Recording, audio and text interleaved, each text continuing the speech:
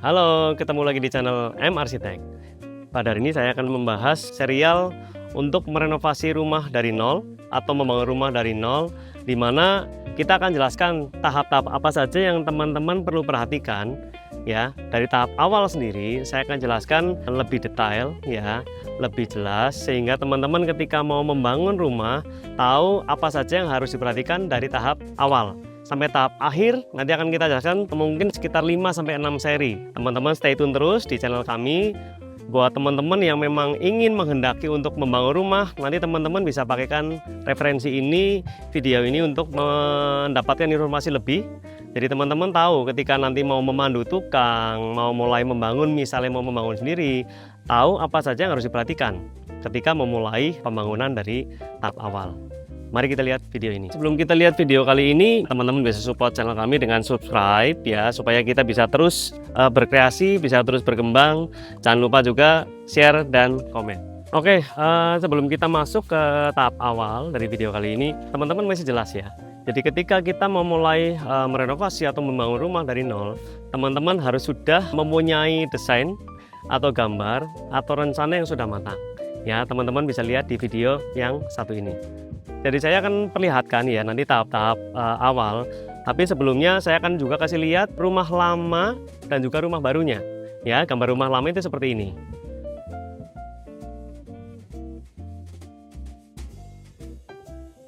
Kemudian rencana kita akan membangun rumah baru itu seperti ini.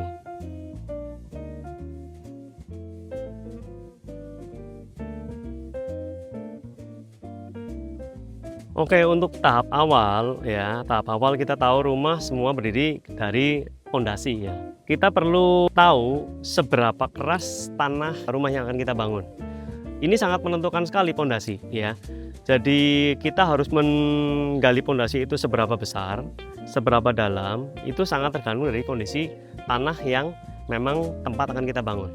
Ya, contoh saya punya satu family di Jakarta, di mana dia mau rumah itu di daerah memang pesisir pantai yang memang tanahnya itu tanah urugan. Jadi bukan tanah asli yang ada, tapi dia merupakan tanah reklamasi dari laut pantai yang ditutup untuk membuat lokasi baru. Kendalanya di mana di sini ketika membangun rumah? Nah, kendalanya ternyata apa? Tanah kerasnya itu, karena tanah urugan, itu tanah keras itu sangat dalam sekali. Sehingga memang ketika kita membangun di lokasi yang seperti ini, itu biaya akan ekstra. Karena lantai satunya pun itu harus dicor ya, seperti kita bangun lantai 2. Lantai dasarnya pun kita harus cor, karena apa? Karena kondisinya tanahnya yang labil, nggak keras. Jadi sebelum kita mau ngecor dak lantai dasarnya, di daerah seperti itu kita harus pasang borpil ya. Harus pasang fondasi yang sangat dalam. Kalau nggak salah waktu itu sekitar 6 meter ya. Ya, jadi satu paku bumi itu dia pasang sekian puluh titik ke tanah untuk membuat fondasi awal lantai rumah, lantai nolnya. Jadi, loh kok bisa Kak? Itu ya boros sekali. Betul, sangat boros sekali. Jadi membangun rumah ini kita membuat fondasi itu kita harus lihat di mana kita akan bangun. Kalau kondisi seperti itu memang harus kita tahu bahwa bangunnya aja sudah ekstra. Kalau itu tidak dilakukan, hampir dipastikan rumahnya tidak akan kokoh, tidak akan kuat berdiri lama. Kita lihat yang sekarang kondisi normal ya. Kondisi normal itu bagaimana Kak? Normalnya itu menurut siapa dan di mana? Misalnya kita di daerah tanah yang misalnya bekas dari sawah.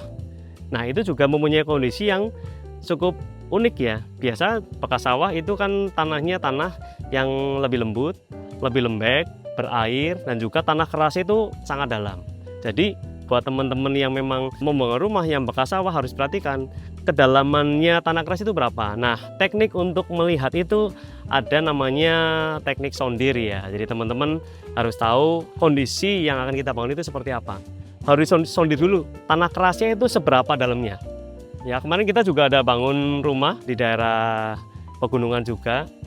Kita membuat fondasinya rumah 2 lantai, kita menggali sampai 3 meter. Masa 3 meter Kak? Tinggi sekali Kak.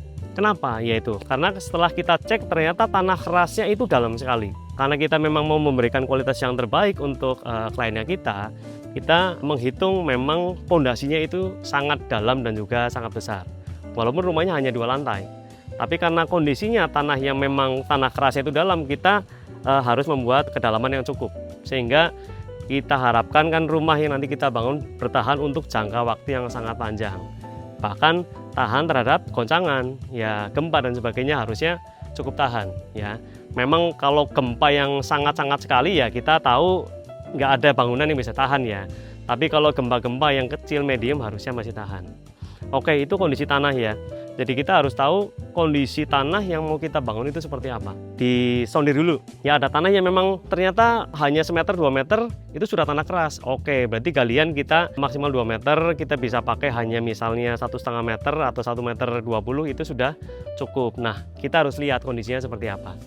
Nah, untuk bangunan kali ini kita akan bangun rumah juga ada yang sisi, ada yang 2 lantai, ada yang 1 lantai. Jadi kita akan lihat kondisinya galiannya seperti apa, besarnya seperti apa, dalamnya seperti apa, dan untuk rumah ini kita galian itu sekitar 1,5 meter ya, dengan diameter kurang lebih sekitar 1 meter. Jadi memang kita akan memberikan kualitas terbaik untuk kliennya kita. Kita nggak mau ya banyak orang di luar sana yang kadang bangun rumah 2 lantai, bangun galian pondasinya 60 cm aja kak. Wah, supaya murah, supaya cepet dan sebagainya alasannya.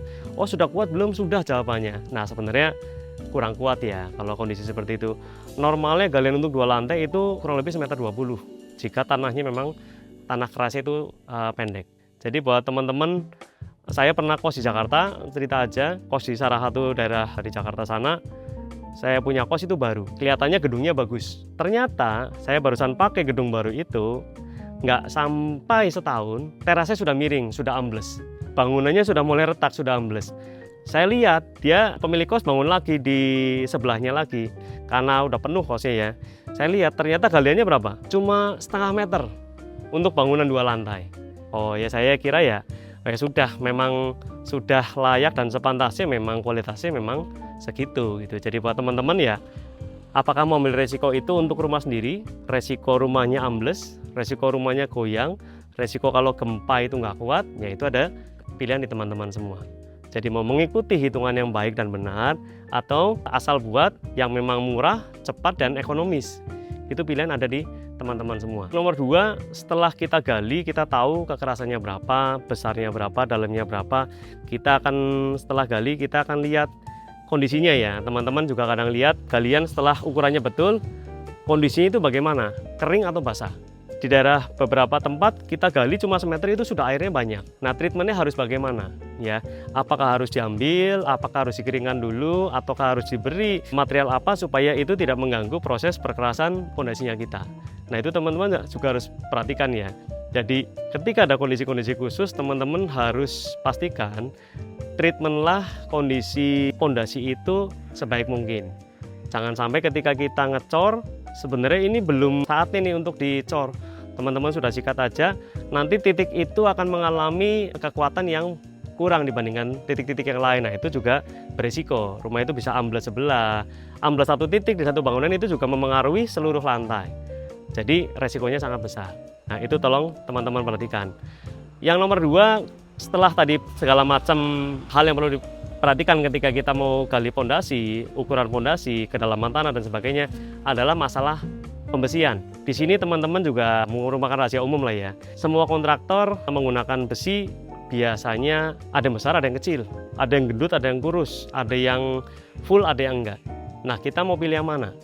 Ya, otomatis kalau kita membuat kualitas bangunan yang baik, kita gunakanlah bahan-bahan yang memang standarnya SNI, ukurannya full. Kita mau besi 12, ya 12 ya yang full.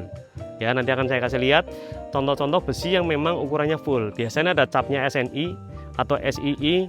Nah, biasanya ketika kita sigmat ya 12 ya 12 full. Jadi teman-teman yakin nih, ketika kita punya bangunan, punya balok, punya tiang, kondisinya memang harusnya di hitungan strukturnya itu pakai besi 12, jumlahnya misalnya ada 8 titik, diikat pakai besi 6 mili, itu benar-benar kondisinya kuat, kokoh, dan memang ketahanannya itu baik. Jika saya kurangi sedikit gimana kak? Misalnya 12, saya pakainya misalnya 11 kak, atau 10 koma, atau yang lebih murah lagi lah kak, boleh. Semua yang tanggung adalah resiko adalah teman-teman semua.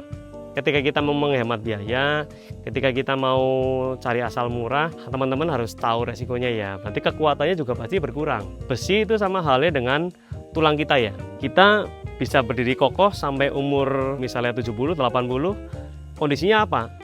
besinya harus kuat ya. Bayangin aja misalnya rumahnya 2 lantai, 3 lantai, 4 lantai, kondisi besi yang harusnya full, misalnya 16 mili, pakainya hanya besi misalnya ukurannya 14 mili. Kekuatannya bagaimana? Ya kurang lebih didiskon sejumlah pengurangan itu. Misalnya berkurang 10% atau 20%, bahkan ada yang sampai 30%, ya berarti kekuatannya juga berkurang.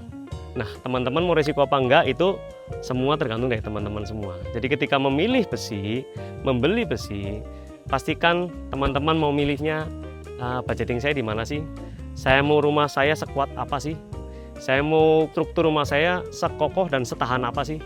Nah, itu tergantung di teman-teman semua. Jadi kita hanya sampaikan bahwa pemilihan besi, misalnya besi 6, 8, 10, 12, 16, 20 dan sebagainya, cari yang full atau cari yang ekonomis, teman-teman kan tahu. Harganya juga pasti berselisih yang memang cukup signifikan ya.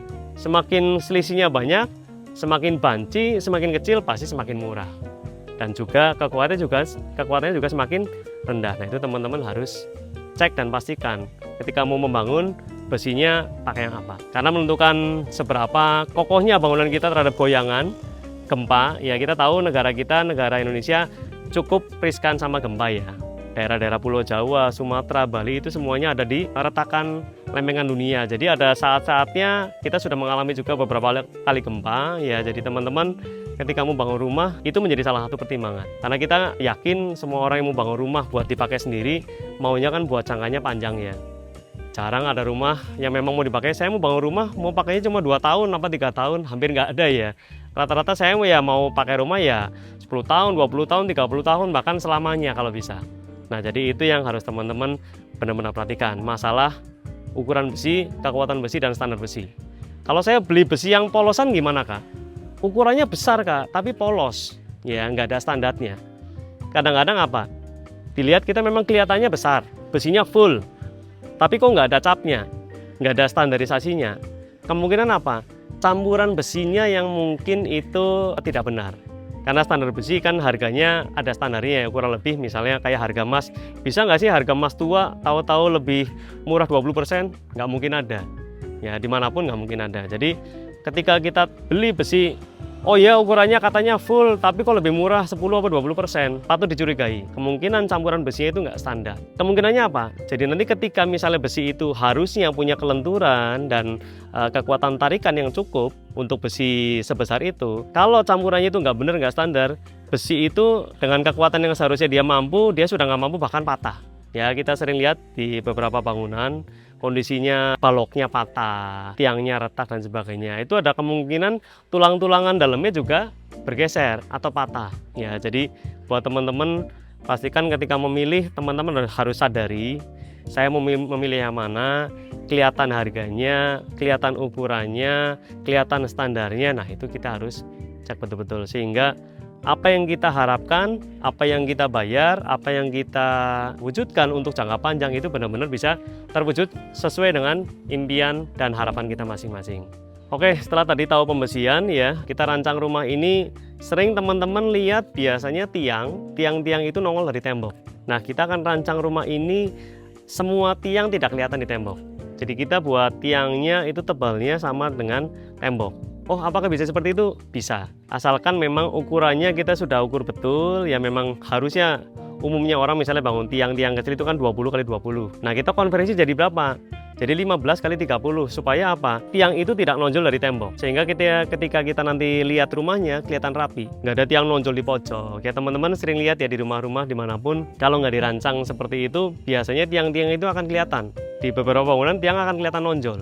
Entah di pojok, nonjol, ya misalnya harusnya temboknya siku, ada tongolan tiang, karena ukurannya memang tiangnya besar misalnya. Nah itu kita bisa akalin sebenarnya beberapa titik yang memang kelihatan orang, sebaiknya tiang itu kita bisa rubah ukurannya supaya lebih rapi. Bangunan ini kita juga akan konversi tiang-tiang itu menjadi tiang yang lebih kepeng namun lebih lebar sehingga kekuatannya tetap, tapi kecantikannya itu terlihatnya bagus. Jadi nggak ada tiang-tiang nonjol di mana-mana. Nah itu penting juga buat teman-teman perhatikan. Oke, buat edisi pertama untuk membangun rumah dari nol dengan cara yang benar, kita akan tutup sampai di sini. Jangan lupa nanti tonton edisi berikutnya untuk tahap pengecoran dan sebagainya. Oke teman-teman, jika suka channel ini dan video ini jangan lupa subscribe, like, dan komen. Sampai jumpa.